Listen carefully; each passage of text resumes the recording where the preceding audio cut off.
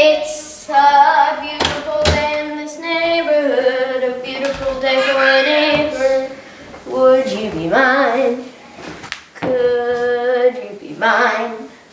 I have always wanted to have a neighbor just like you. I've always wanted to live in a neighborhood with you. So let's make the most of this beautiful day.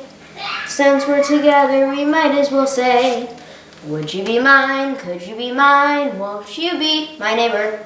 Hello, neighbor. My name is Fred McFeely Rogers. In 1963, I created and hosted a children's program called Mr. Rogers' Neighborhood. My show is important because I talked to preschoolers about their needs and feelings, reminding them that they were special and loved. I said, knowing that we can be loved exactly as we are gives us all the best opportunity for growing into the healthiest of people. Each episode of my show followed a predictable routine that offered a sense of security to my viewers, from entering the front door with a smile and song, changing my work jacket to a cardigan made by my mother, and removing my loafers to put on sneakers, much as I did for you today. My show addressed many topics that most people consider taboo for children, such as divorce, race relations, nuclear war, and disabilities, in a fatherly way with care and respect. In one of my most famous quotes, I explained, play is often talked about as if it were a relief from serious learning. But for children, play is serious learning. Play is really the work of childhood. I would love to share with you the story of my own childhood. On March 20th, 1928, I was born to my parents, Nancy and James Rogers, in Latrobe, Pennsylvania. As a young boy, I suffered from major hay fever and rarely got to play outside. I spent many of my younger years in and out of the hospital with respiratory issues. I went to Second Ward Elementary School. I was very good in school, but kids made fun of me and called me Fat Freddy because of my weight, which was due to lack of outdoor exercise. I had a lonely childhood until my parents adopted my younger sister, Nancy Elaine, when I was 11 years old.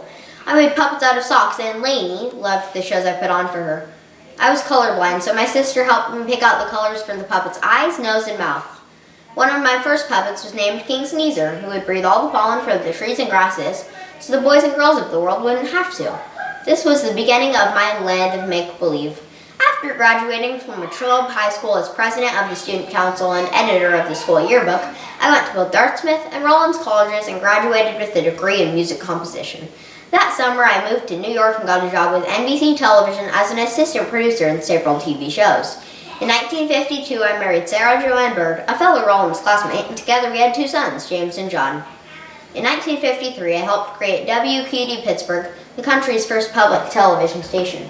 I worked for a show called The Children's Corner, where I first introduced Daniel the Striped Tiger and King Friday the 13th.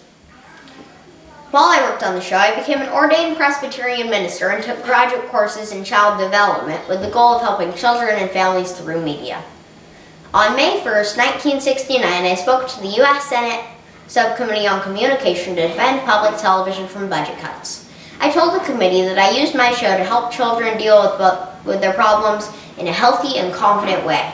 My speech successfully earns $20 million for public television funding.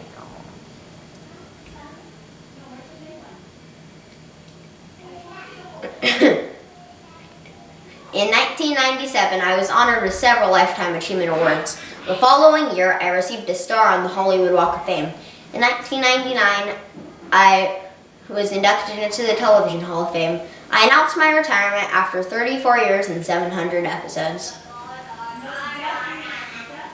2 years after my retirement, I received the Presidential Medal of Freedom, the nation's highest civilian honor.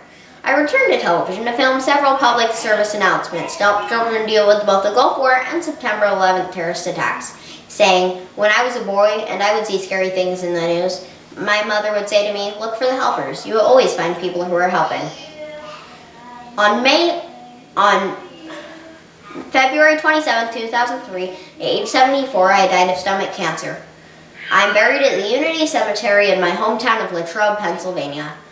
When asked how I would like to be remembered, I reflected. From being a compassionate human being who happened to be born at a time when there was a fabulous thing called television that could allow me to use all the talents that I have been given. Although my show, Mr. Rogers' Neighborhood, is no longer being filmed, viewers can still watch me in reruns, putting on my cardigan, sweater, and sneakers, and and asking, won't you be my neighbor? Bye. And action.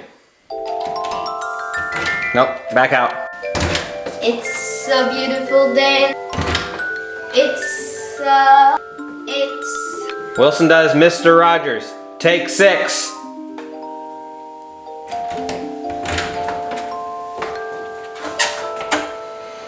Go back.